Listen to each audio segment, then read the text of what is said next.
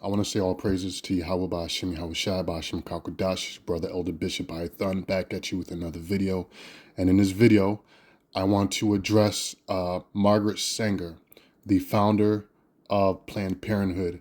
And the reason is because I have a very telling video interview that she did that Spirit had me stumble across on social media. And this goes back to a long-lasting, not even a question, is not even a conspiracy, but they would like to call it a conspiracy when we bring out the fact that Planned Parenthood, through Margaret Sanger, was created as a method and device to destroy the so-called minority population, which are you so-called blacks, which is first and foremost you so-called Indians, you of the Latin tribes. They want to eradicate and eliminate you off the planet Earth. They've done various methods. They tried different devices.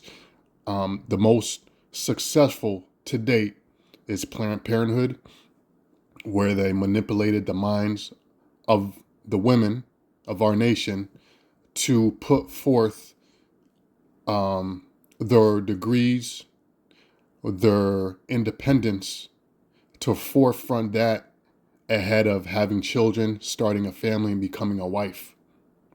The strong, independent woman.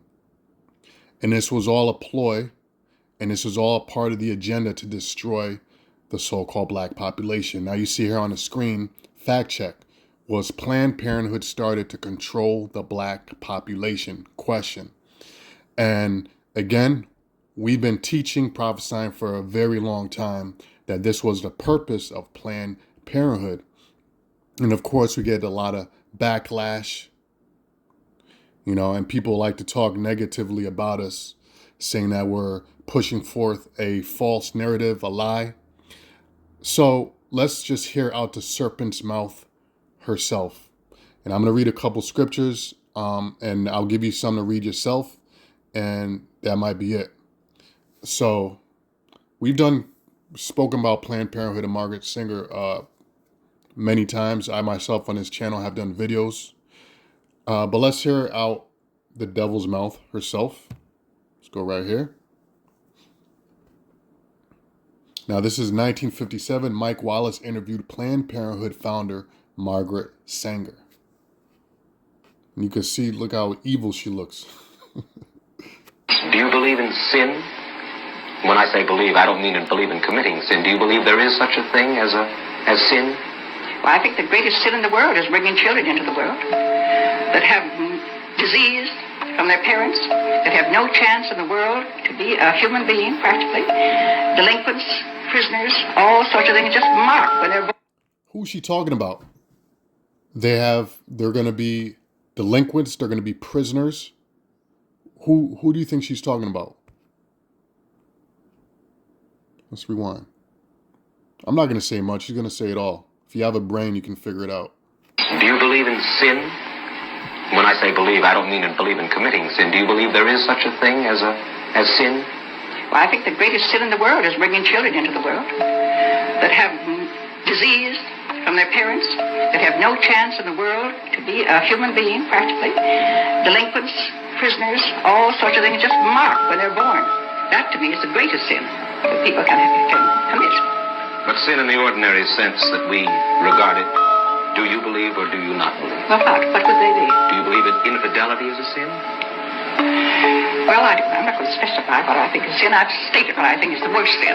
Yes, but then you asked me to say what, and I said what, and you refused to answer me? Yes, I don't know about infidelity. It has so many personalities to it, and what a person's own belief is. I couldn't generalize on any of those things. Right.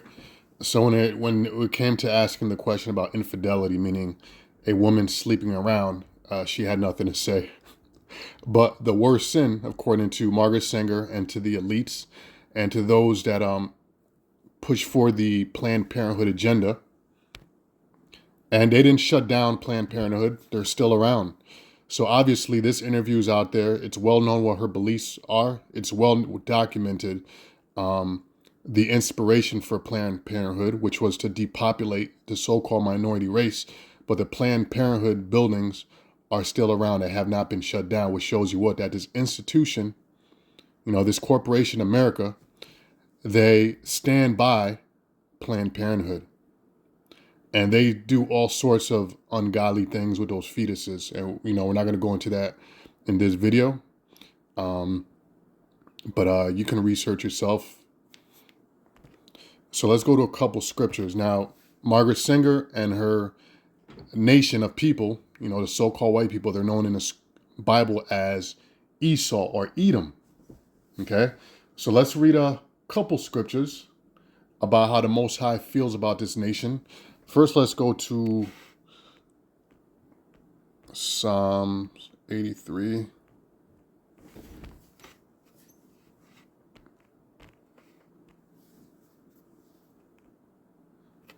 Verse 2.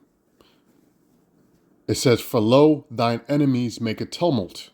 Now, for somebody that says the worst sin is for you to be born, wouldn't you consider that person an enemy, or those type of people your enemies?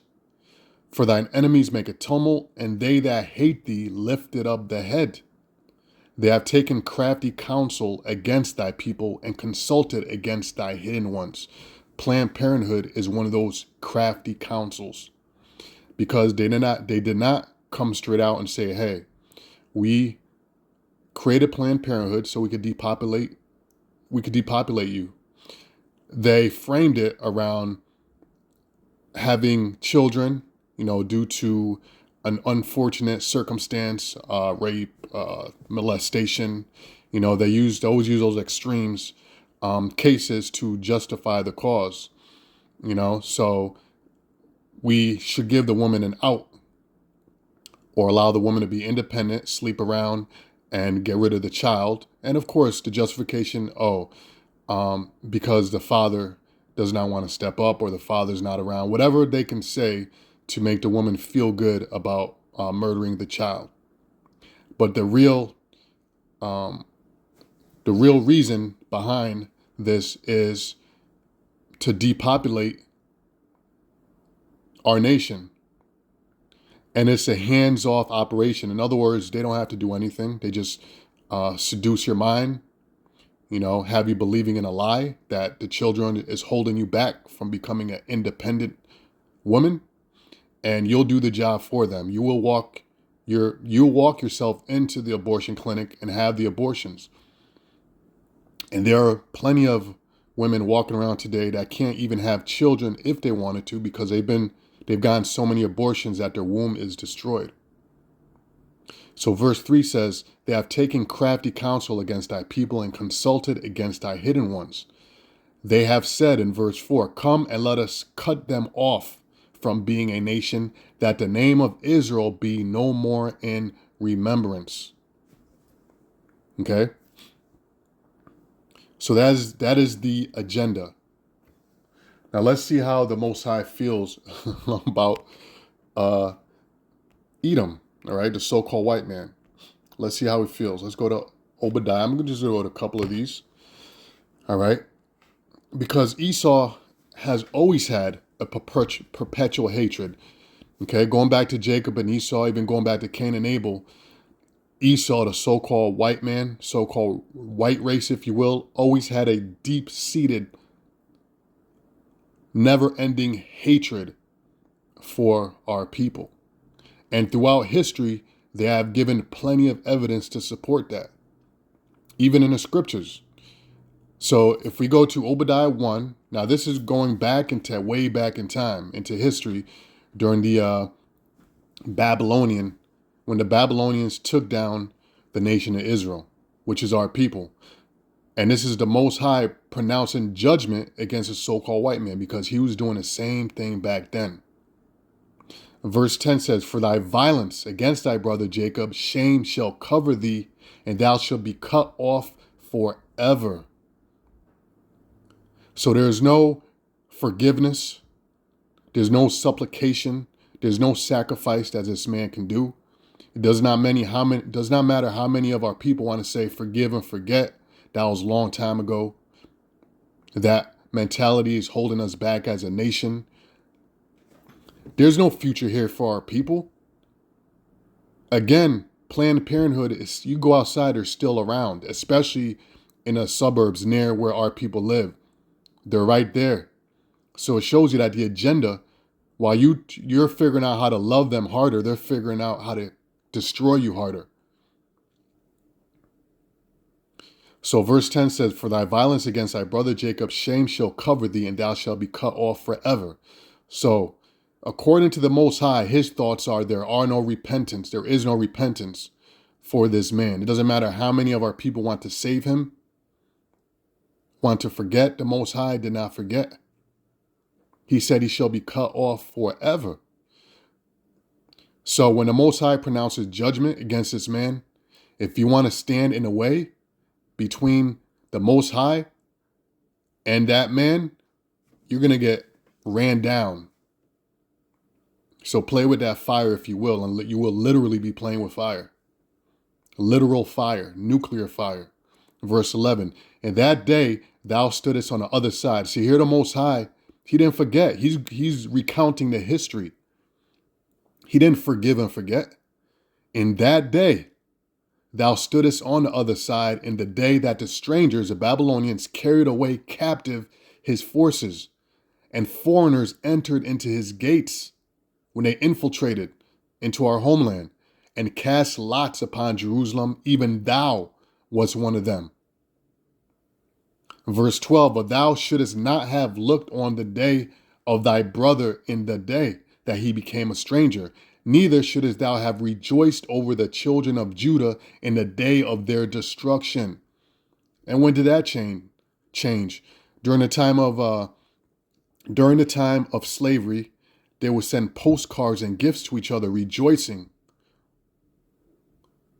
over the fact that they had Israel in slavery.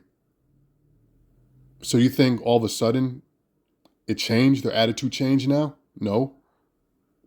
"Neither shouldest thou have spoken proudly in the day of distress." And they still do, because if you look around, they have statues of all their so-called heroes, which are all rapists, murderers, thieves, that they erect statues of throughout these different cities. And they label them heroes. Some of them have their own holidays.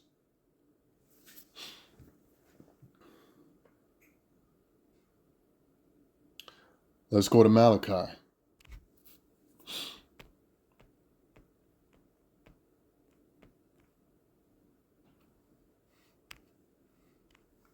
Malachi 1 and 2. "Now this is the Most High speaking to us. I have loved you, saith the Lord. Yet ye say, wherein hast thou loved us?" Our people will ask, well, when did the Most High love us? Look at the condition we're in today. "Was not Esau Jacob's brother? Saith the Lord, yet I loved Jacob." That's you so-called Negroes. Those of you are so-called Indian, Latin descent, that's you.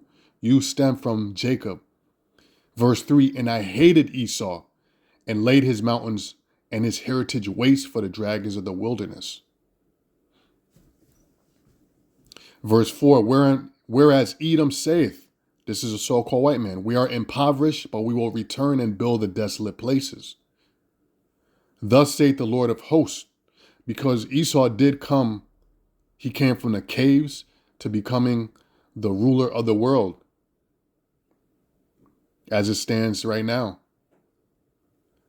"They shall build, but I will throw down, and they shall call them the border of wickedness, and a people against whom the Lord hath indignation." The word indignation means a righteous hatred. "Whom the Lord has indignation forever." Okay, what else I have here? Let me see.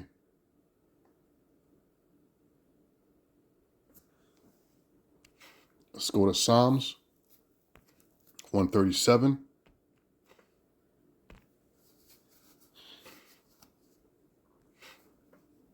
Psalms 137 and 7.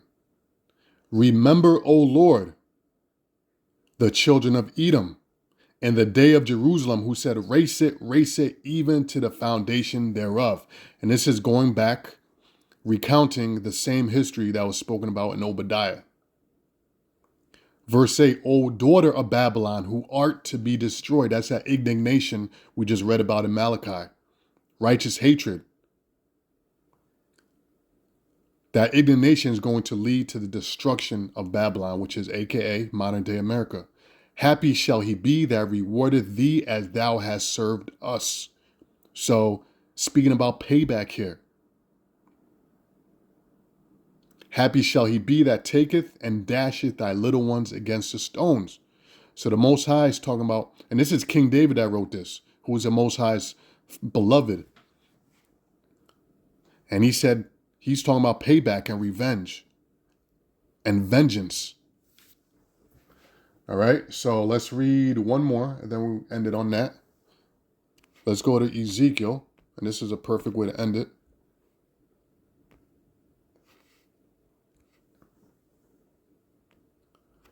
Ezekiel 35:5, because thou, now who's the Most High talking to? He's talking to the so-called white man Esau. Right? Verse 2, Son of man, set thy face against Mount Seir and prophesy against it. Mount Seir represents Esau.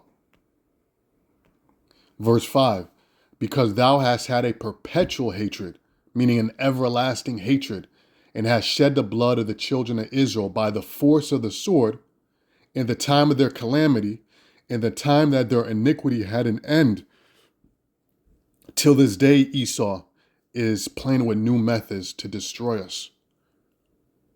Through his darts, his inoculations, through the food and water supply, through the school system, through our mothers.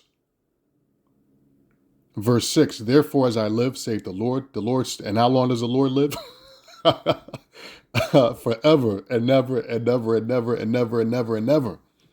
He said, therefore as I live, saith the Lord Yahweh, Ba'ashem Yahushai, I will prepare thee unto blood, and blood shall pursue thee. Since thou hast not hated blood, even blood shall pursue thee. Again, they have all their statues erected of their so-called heroes, conquistadors, Indian killers, erected. Caesar Borgia, that's a figure of so-called white dominance, Caesar Borgia. Since thou hast not hated blood, even blood shall pursue thee. Again, look into the practices of Planned Parenthood. Look at how and what they do to those fetuses. And this will ring very true. Since thou hast not hated blood, even blood shall pursue thee. Thus I, the I is talking about who? The Most High, will make Mount Seir, Esau's habitation, the so-called white man's rulership. He will make it most desolate and cut off from it him that passeth out and him that returneth. And I will fill his mountains with his slain men. In thy hills and in thy valleys and in all thy rivers shall they fall that are slain with the sword. All right, so you know what? Let me read down a couple more verses. Let's go to 9. I will make thee perpetual desolations, and thy city, thy cities shall not return, and ye shall know that I am the Lord, Yahweh Ba'ashem Yahushai. How will they know? Because we are reading his destruction here. And when it happens, they will recognize, and the way it's going to happen, the Lord is going to make known that it's him perpetuating it. It's going to be divine intervention. It's going to be at a biblical proportion, the destruction. Right? The Lord said in that day that his name will be one. The whole world is going to know who is committing this great judgment against Esau's kingdom. Verse 10, because thou hast said these two nations, and what's that talking about? The northern and southern tribes. All right, southern tribes talking about you so-called blacks. The northern tribes talking about you so-called Indians, you so-called Latin tribes. In their minds, they plan to possess us forever and to drive us further into slavery than we already are. These two nations and these two countries shall be mine, and we will possess it, whereas the Lord was there. Verse 11, therefore, as I live, saith the Lord, Yahweh Ba'ashim Yahushai, I will even do according to thine anger and according to thine envy. So the Most High is going to give him a dose, a nice, healthy double dose of his own medicine. That's what it means when he said, I will even do according to thine anger and according to thine envy, which thou hast used out of thy hatred against them. And I will make myself known among them when I have judged thee. Verse 12. Can't stop reading. And thou shalt know that I am the Lord Yahweh Ba'ashim Yahushai, and that I have heard all thy blasphemies which thou hast spoken against the mountains of Israel. Talking about all the things you're going to do to us. Your present and your future plans, saying, they are laid desolate. We got them right where we want them. They are given to us to consume. They are in a perfect position for us to execute our next plans, to destroy them. Verse 13, thus with your mouth ye have boasted against me. Right? What did the Lord say? He who toucheth you, toucheth the apple of my eye. So you talking about plans, you talk shit against us, you're talking shit against our power, because we represent our power. He that touches you, toucheth the apple of mine eye. And have multiplied your words against me, and I have heard them. Okay? Thus saith the Lord Yahweh Ba'ashim Yahushai, when the whole earth rejoiceth, I will make thee desolate. All right, so anyway, that's all I'm going to read on that. You can read on further. And I think the point got across. With that, I'm going to say shalom. All praises to Yahweh, Ba'ashim Yahushai, Ba'ashim Kaukodash. Shalom.